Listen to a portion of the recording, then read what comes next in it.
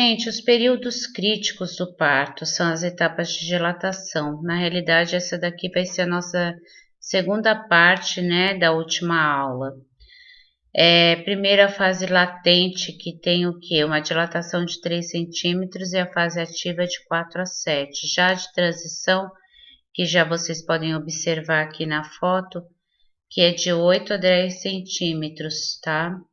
De dilatação, onde o concepto já está coroado para poder sair. Aqui vocês observem de novo, tá? A fase de dilatação de 2, 6 e 10 centímetros que ele sai, revisando. E as ações de enfermagem é sempre o que? O suporte psicossocial, uma presença mais reconfortante de um acompanhante, promover as técnicas de relaxamento, orientar a realização de exercícios respiratórios, diálogo durante a realização desses procedimentos, controlar a dor ou monitorar essa dor e buscar uma técnica de alívio para essas dores também. O segundo período do parto, tá? Que é o parto que é a expulsão, depois que iniciou a dilatação completa, tá? Que aí essa expulsão, essa parte de expulsão é um período muito curto, né? Então vai ter o quê? A participação ativa da parturiente, que a gente já vamos chamar ela de parturiente, que ela já está começando a parir, com realização dos puxos, que significa o quê? A expulsão, fazer a força, né? Para sair esse concepto. Geralmente são necessários 5 contrações no período de 60 segundos para já estar no período de expulsão. Aqui vocês podem observar, né? Toda a dilatação do colo do útero e já o bebê saindo, né? Tendo a expulsão. E o terceiro período da dectação inicia após a expulsão do feto, que termina da saída da placenta e todas as membranas, que é a dectação, que é a saída da placenta, o deslocamento da placenta, né, das membranas, e ocorre geralmente esse período, tá, em 30 minutos. Não pode tracionar essa placenta, ela tem que sair por si próprio, porque senão pode ocasionar hemorragias ou deixar restos placentários e uma posterior infecção dessa paciente. Aqui está uma foto do bebê, né, com o resto da placenta e cordão umbilical. E aqui nós temos o que? Na fase, nós temos o cordão umbilical, a vagina, né, na fase 2, e a dectação da placenta também na fase 3, que é a saída. Nós podemos observar aqui também, tá, o parto cesárea, que é o corte, né, a incisão no abdômen, né, da paciente para retirada desse bebê. Aqui a saída dele já por quase completa. A saída completa também, tá bom? Já o bebê saindo com essa pinça clampeada o cordão umbilical do bebê e da placenta. E normalmente, tá, o deslocamento da placenta, ela forma uma ferida assim meio cruenta, com vasos meio abertos, e que vai eliminar uma certa quantidade de sangue, enquanto aguarda a saída dessa placenta. Aproveita esse espaço de tempo para colocar o RN com a mãe, com estímulo de aleitamento e tudo mais, tá bom? Para ter a saída dele, logicamente, antes de precisar aspirar vias aéreas e tudo mais. E a assistência de enfermagem na dectação vai ser o quê? É observar a saída, tá? De todas as membranas, tá? Todos os restos placentários, um controle rigoroso do sangramento vaginal também, sinais vitais, sempre deixar a puérpera, que agora ela é uma puérpera, ela não é uma gestante, limpo e seco, controle para retração, a retração do útero, né, para ele começar a ter constringir novamente, consistência desse sangramento, tirar a paciente de posição, né, da posição que ela estava, e aquecendo e passar ela para a maca. No período de Greenberg, após a expulsão da placenta, até a estabilização dessa puérpera vai demorar mais ou menos 1 hora, que requer uma atenção bem intensa, tá? Para que esse útero, tá? Para ver se esse útero contraia, né? Adequadamente, a gente sente, né? Ao palpar o útero, uma bola que é o útero contraindo, porque se não contrair, pode causar uma hemorragia ou morte da parturiente. A trombotamponagem, que é a formação, tá, de trombos, né, dos vasos placentários também, que a indiferença da miouterina, quando ocorre o relaxamento das fibras musculares, e a contração uterina fixa o glóbulo da segurança do pinar, né, maior o que? Do tono da fibra uterina, e se mantém assim até ocorrer toda a involução desse útero. Esse útero ele tem que começar a se contrair. A assistência de enfermagem nesse quarto período de Greenberg é observar os sangramentos, a formação de glóbulos, né, de segurança do pinar, que é normalmente, né, esse estancamento desse sangue da parte placentária, sinais vitais, aleitamento materno ser incentivado, controle desses sinais, controle desses lóquios, que esse sangramento, né, não vai se chamar menstruação, vai se chamar lóquios. Dieta após as 6 horas, né, de cesárea, e normalmente, né, ele vai ser uma dieta, geralmente, depois do parto, uma dieta leve. Repouso no leito nas primeiras horas, nas 6 primeiras horas, né, do parto cesárea, e manter acessos de vias aéreas nas primeiras horas também. A analgesia é conforme o médico estipular, ou combinação entre a gestante com o médico, né, que pode manter esse cateterismo, né, por meio, mais ou menos assim, um cateterismo vesical, mais ou menos de 6 horas, observar hematoma também, perineal, se tiver, no caso de parto cesárea, e incentivar sempre o aleitamento materno. O puerpério é a sequência em que a mulher já passou por toda essa parte, ela está no período puerperal, que é o ciclo gravídico puerperal, né?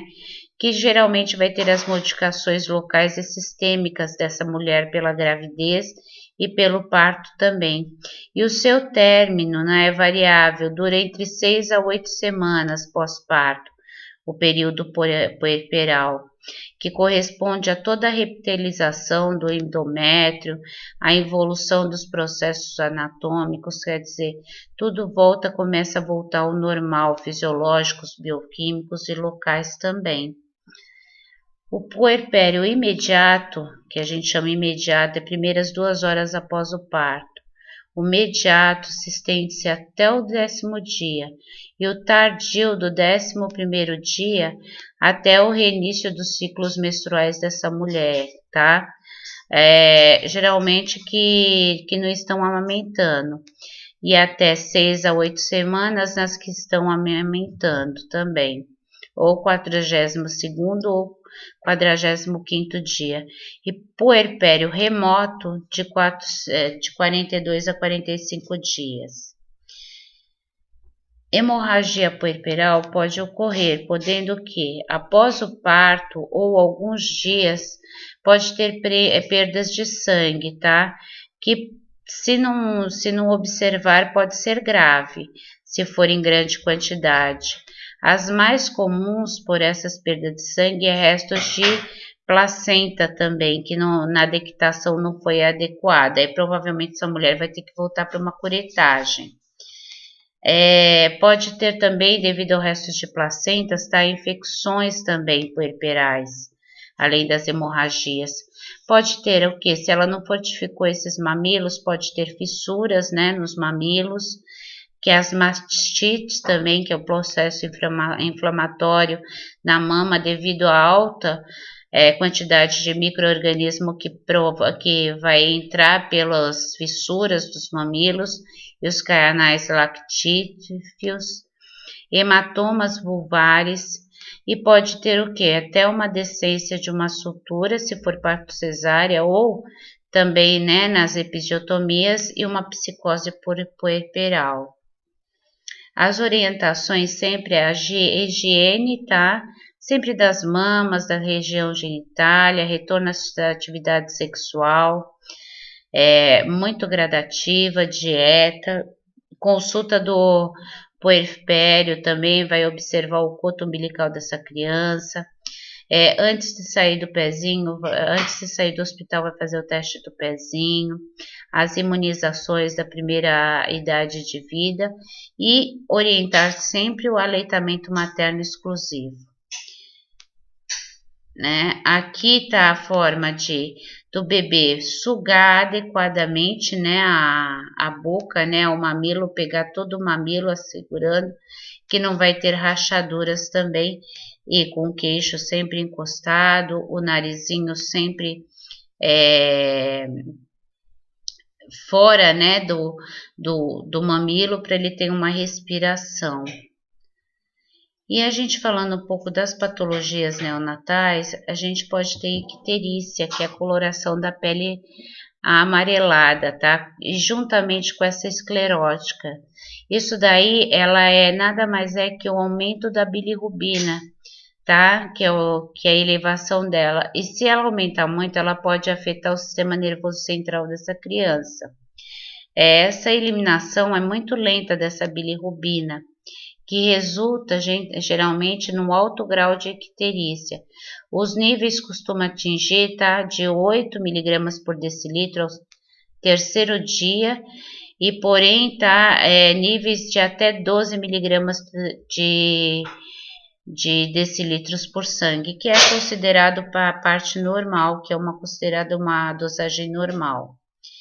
Aí, quando normalmente está esse recém-nascido a termo, 90% dos recém-nascidos, nascidos prematuros, pode acontecer isso daí. Uma icterícia fisiológica, que a gente chama, né, que vai passar indo para casa com banho de solzinho matinal pela manhã, vai passar, de 48 a 72 horas após o seu nascimento, que vai ter de 4 a 12 mg por decilitro, em torno do terceiro ou quinto dia, né, após o nascimento, tá? Então, geralmente, essa bilirrubina, ela vai aumentar menos o quê? De 5 mg por decilitro de sangue. E, geralmente, vai desaparecer no 7º dia, com os banhos de sol normal. Agora, as causas, normalmente, pode ser o quê? A circulação hepática diminuída, carga de bilirrubina muito aumentada, captação hepática dessa bilirrubina plasmática que está no plasma reduzida, essa conjugação dessa bilirrubina bem diminuída, onde ela se conjuga, excreção também diminuída. Já a icterícia patológica, tá? Dentro das primeiras 24 horas, ele já tem um aumento de 13 mg por decilitro de sangue nessa bilirrubina. Aí a gente pode ter o quê? Uma condição com a incompatibilidade sanguínea ABO-RH, que normalmente, né, a mãe pode ter o quê? O RH positivo e a criança RH negativo, né? Ou pode ser também a atresia de vias biliares, que é a obstrução desses ductos biliares, que é má formação também. Ou a galactosemia, que é um erro inato do metabolismo, que a gente pode o quê? Essas crianças podem ter a galactosemia, que é uma intolerância à lactose, que é uma inabilidade do próprio organismo dela, tá, de converter a galactose, né, do leite, né, em glicose, de maneira normal. Então, essa galactosemia também pode ser uma das patologias existentes, que após o que? Ter níveis circulantes elevados, né, do leite da galactose que não se converteu, pode ser tóxico tanto para o fígado, para o cérebro e também para os olhos. Nós podemos ter também os céfalos hematomas, que é uma coleção de sangue bem na superfície do crânio do recém-nascido. Pode ser utilizado se utilizar fórceps também, tá? E ele vai desaparecer, se for bem superficial, ele vai desaparecer conforme o decorrer que o organismo vai absorver. E da deficiência de glicose 6-fosfato desidrogenase, tá? Ele também é uma deficiência de um componente químico também que pode causar também as encefalopatias. Pode também ter a sepse neonatal, devido que infecção por citomegalovírus congênitos ou herpes, né? Que também pode ser a toxoplasmose, a sífilis e a rubéola. Geralmente, tá, são administrados drogas à base de sulfa na mãe, com a gestação em estágios avançados no pré-natal. Nós temos a fibrose cística, que também é de origem genética, tá? Que vai causar o que? As bronquiectasias ou insuficiências também pancreáticas, exógenas, pode ter nessa criança também. O hipotireoidismo congênito é uma das causas também complicadas, pode causar retardo mental. A síndrome de Crigler-Najjar, que é um distúrbio hereditário, tá, do metabolismo da bilirrubina também, que não pode ser mais alterada que a sua forma solúvel em água. A bilirrubina, ela fica em um desequilíbrio, né, no fígado. A esferocitose, que é uma anemia hemolítica congênita. Síndrome de Gilbert, que é um distúrbio hereditário multifocal, que ele pode também afetar a bilirrubina, tá? Processada pelo fígado, que vai provocar uma icterícia. Nós temos o que? As complicações do nível de bilirrubina, tá? Que ela não consegue mais se conjugar, que ultrapassa 20 mg por decilitro, pode causar a encefalopatia, ou, né, bilirrubínica ou kernicterus, que é chamado, que atravessa a barreira hematocefálica da criança e pode causar lesões cerebrais também nela. O tratamento normalmente da bilirrubina envolve o que? A fototerapia, tá? Que é uma luz fluorescente sobre a pele do recém-nascido, que é proteger dos órgãos genitais e os olhos. Aqui, ó, a gente demonstra aqui um berço, né, aquecido com bilirrubina com uma criança com bilirrubina, que está tomando o banho de luz, e na segunda foto numa incubadora também. E para crianças que ficam, tá, para rentes que ficam em fototerapia, nunca passar nenhuma substância oleosa, porque isso pode causar queimadura a um certo aquecimento. Mas tem um sensor também para controlar isso, mas nunca passar. Manter sempre totalmente a criança nua, né, com protetor ocular e genital. Verificar o que? Manter temperatura ambiente mais ou menos em 24 graus. O aparelho de fototerapia, geralmente ele tem 6 lâmpadas, né, com uma distância de aumento de mais ou menos uns 50 centímetros. Deve-se medir o que? Como que está a radiância dessas lâmpadas para ver se está tudo ok. Utilizar sempre essas lâmpadas fluorescentes brancas, tá? E o aparelho deverá ter uma proteção de acrílico abaixo das lâmpadas, para não correr nenhum acidente ou queda das lâmpadas, tá? E os aparelhos também têm o tipo spot, que é tipo como se fossem uns focos, né, de luz, que deverá aumentar também a oferta de líquidos para esse bebê, controlar a temperatura axilar a cada 4 horas E nas laterais do aparelho de fototerapia deve sempre ter panos brancos até o berço para melhorar esse rendimento dessa fototerapia.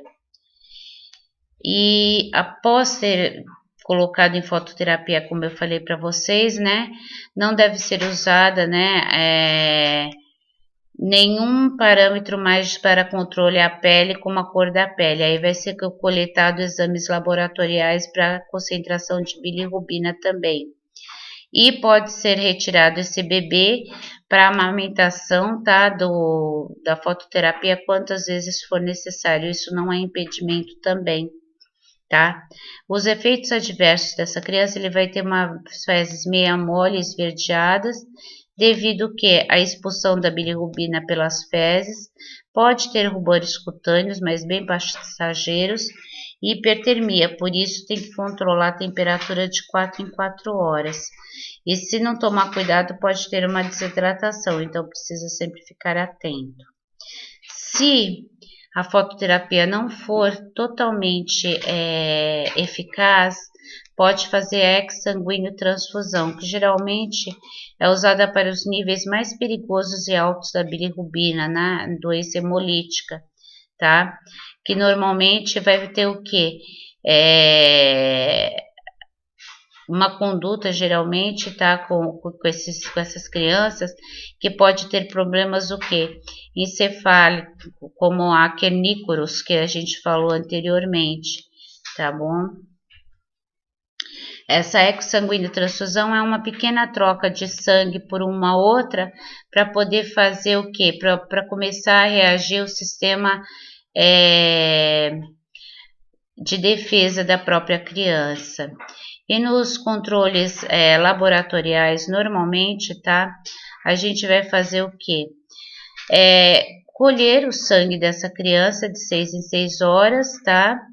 Se for precocemente, se for uma icterícia cardíaca tardia de 12 em 12 e dependendo da gravidade do caso até em 24 em 24. Mas quanto mais grave, menos horas a gente utiliza para esses exames laboratoriais. Nós temos o teste do pezinho, a triagem neonatal também, que a gente utiliza, tá? Esse exame do pezinho, normalmente, obrigatoriamente, é realizado em todos os bebês recém-nascidos, que vai detectar o que? Precocemente todas as doenças metabólicas, genéticas ou infecciosas, normalmente. É uma picada no calcânio do bebê com um papel específico que é coletado o quê? Nas primeiras 48 horas, né, de vida desse bebê. Aqui está o exame do pezinho, todos esses círculos têm que ser preenchidos e a picada do bebê. Depois isso daí vai para a PAI para ser analisado para ver se esse bebê não tem nenhuma doença, né, predisponente que possa descobrir por ele. Aqui está uma triagem, né? Que o local onde não se deve se perfurar e os locais que se deve perfurar, que é o local adequado. E as instruções para coleta geralmente é o quê? Com pelo menos 48 horas de vidas ou 2 dias, o peso, tá? Independente do peso do nascimento do bebê. E é importante, tá, ter iniciado o aleitamento materno também. E o ideal para colher esses exames é nos sétimos dias de vidas e nunca com mais de 3 meses, porque aí não vai alterar muita coisa. E o bebê prematuro deve colher geralmente uma nova amostra depois de 30 dias. Os exames colhidos, tá? Com menos de 48 horas não serão realizados, porque não serão efetivos, nem também sem aleitamento. E o preenchimento daquele papel que eu mostrei para vocês é fundamental, tem que estar todo o círculo preenchido. E depois o que? Aconselha-se a carimbar todos os papéis filtros assim que chega-se na unidade. Armazena a amostra, né? Deixa as amostras sanguíneas em temperatura ambiente durante 1 a 3 horas, de preferência na posição horizontal para secar também. E só pode empilhar os papéis, tá? Que depois de secagem, depois de totalmente seco, tá? Para que as amostras não fiquem em contato com o outro, nem o sangue. E deve se embalar em papel alumínio ou plástico, né? E armazenar num ambiente fechado,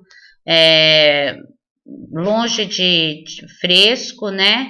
E protegido de luz também, para não ter o que? Qualquer alteração, né? De resultado.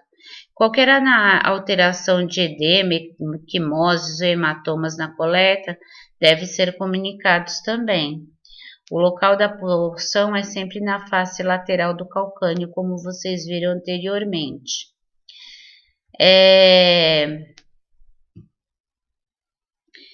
Não existe outro exame na rede pública de saúde que seja colhido neste local. O exame na rede pública, ela detecta menos doenças do que numa rede particular. E sempre que você colher os exames, não massagear o calcanhar do bebê, tá? Que vai acontecer? Quando você vai limpar a área com álcool 70 e esperar secar naturalmente, não utilizar álcool iodado, metiolate, nada disso. E sempre ter uma coleta adequada, tá? Onde a amostra apresenta uma forma sempre homogênea de sangue, que não falta nada, é um papel filtro que tem lá. Se o fluxo de sangue parar, né, de sair, você deve o quê? Fazer um novo furo com uma lanceta para poder sobrepor todas aquelas gotas e aquele papel tiver todo preenchido. Que se tiver inadequado também, não tiver de forma homogênea, aquele exame não terá validade. E é importante salientar sobre a retirada do laudo que é feito pelo responsável do RN, tá? Assim que entregar ao pediatra para análise e investigação de hipotireoidismo, a fenilcetonúria, alguma patologia. E os exames são realizados de acordo com o contrato realizado entre as maternidades, postos de saúde, tá? Laboratórios, hospitais e a PAI. A PAI geralmente oferece aos pais a opção da realização do exame ampliado. Caso dê algum problema, eles podem até estar fazendo a coleta novamente. E o Programa Nacional de Triagem prevê 3 fases desse teste, tá? A primeira fase detecta que são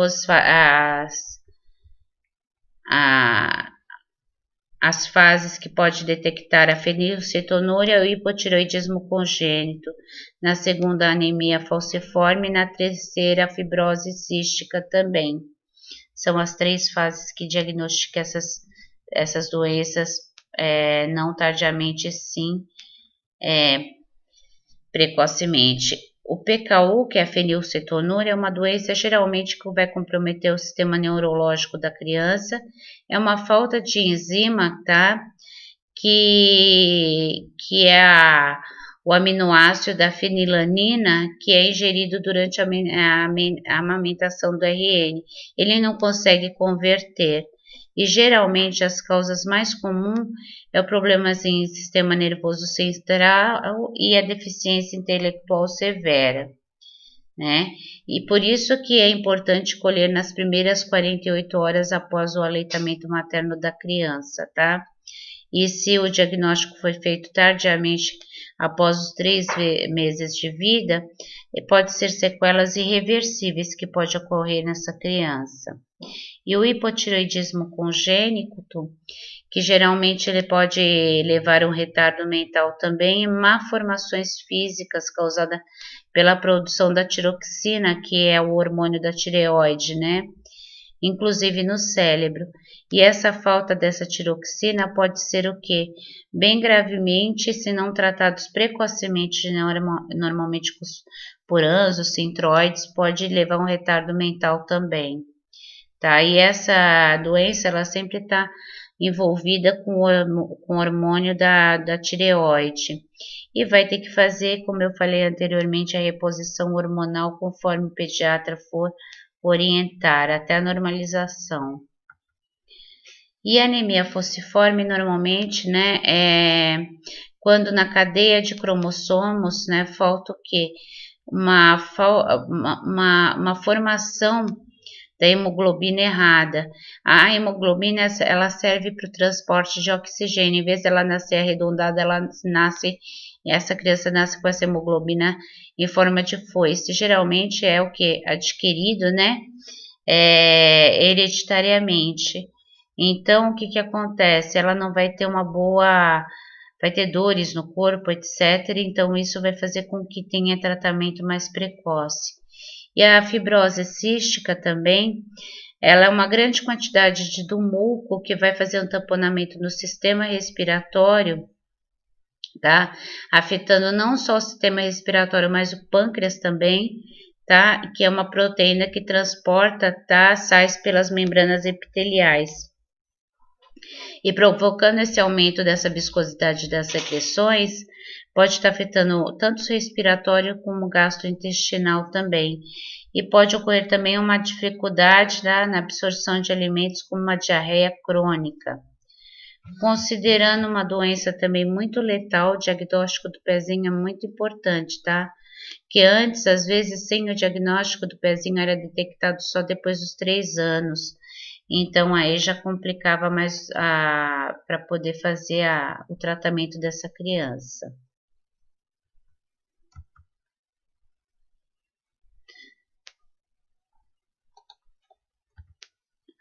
Aqui a gente vai ver, né, da fibrose cística, que pode causar até a desnutrição extrema nas crianças, né, que também a gente tem o quê? As próprias desnutrições, ou as dietas, tá, hipocalóricas ou hipoproteicas, né, ou, né, a má absorção dos nutrientes devido à fibrose também pode ser, mas pode ser outros casos de desnutrição. Pode ter os fatores tanto psíquicos, simplesmente patológicos, pode ser, como a fibrose, outras doenças também do metabolismo. E as causas mais frequentes, tá? É que pode desencadear uma absorção e dificuldade de alimentação nessas crianças. O quadro clínico geralmente é sempre o estado o quê? Nutricional, né? Que ela pode estar o quê? Limitados ou, né? Ela está limitada geralmente ao gasto energético dela. Consequentemente, tá? Ela perde uma massa muscular muito grande do corpo e pode estar designado a vários estágios, desde o mais brando até o mais avançado, que pode causar a morte dela. Afeta também o sistema imune do corpo dela, né? Causando uma imunodepressão, infecções intestinais frequentes também. E o prognóstico sempre o que? De uma pessoa desnutrida é ter uma cicatrização muito lenta, porque ela precisa de proteínas para poder ter essa cicatrização. Pode também ocorrer uma anemia ferroprida associada a essa desnutrição, falta de ferro. E no trato gastrointestinal, né, menor quantidade de ácido clorídrico também, tá? Propício mais para proliferação bacteriana. O ritmo desse intestino, a peristaltismo, absorção de nutrientes, fica tudo muito alterada. Aqui a gente vai ver o que? Né? Geralmente, no caso da desidratação, que é as fontanelas geralmente deprimidas, as peles mais acidentadas na desidratação, e algumas pregas na pele, que a gente fica com a pele mais seca, os olhos fundos, as bocas secas e pouca urina também. Então, na desidratação, normalmente, tá, é quando tem o que? Uma insuficiência de água para manter as funções normais do corpo, que pode causar tanto a fraqueza, tontura, dor de cabeça, fadiga e pode também levar à morte. Em pacientes que apresentam desidratados, o volume de sangue é bem menor, tá? E que força o coração a aumentar muito os seus batimentos cardíacos também. Então, uma das formas de salvar uma criança de desidratação é o soro caseiro, que também existe também os soros industrializados também que a gente tem. Geralmente eles são equipados com bastante eletrólitos, esses soros, tá? Aí nós vamos ter o que? A broncopneumonia. A broncopneumonia, tá? É uma consolidação focal do pulmão. E pode estar o quê? É uma infecção do parênquima, né? Que representa geralmente, pode ser por uma bronquiolite ou uma bronquite também. A broncopneumonia é nos brônquios, tá? É uma doença bem comum, tá? Principalmente em épocas de frio. E pode ser disseminada aí nas épocas de ambientes bem fechados. Os agentes geralmente são os pneumococos, estafilococos e streptococcus.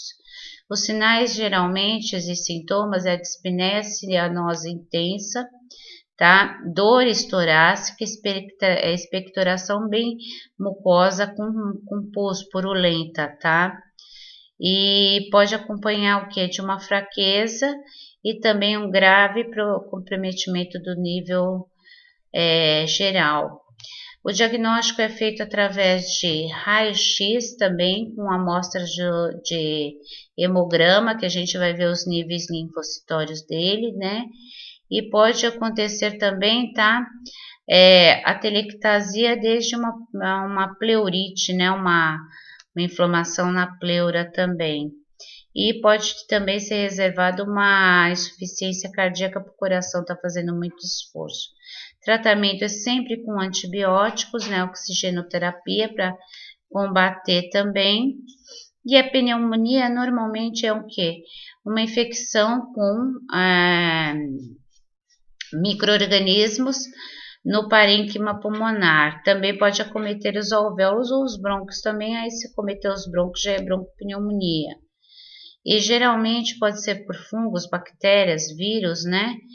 E vai ocorrer o que? O problema de troca gasosa, febre alta, tosse, dor no tórax, aumento da pressão arterial pela falta de oxigênio, confusão mental, falta de ar e prostração e secreção também mucopurulento, também amarelada ou esverdeada. Pode acontecer a toxemia também, devido à ação de muitas bactérias naquele organismo também. Fatores de risco, normalmente, tá?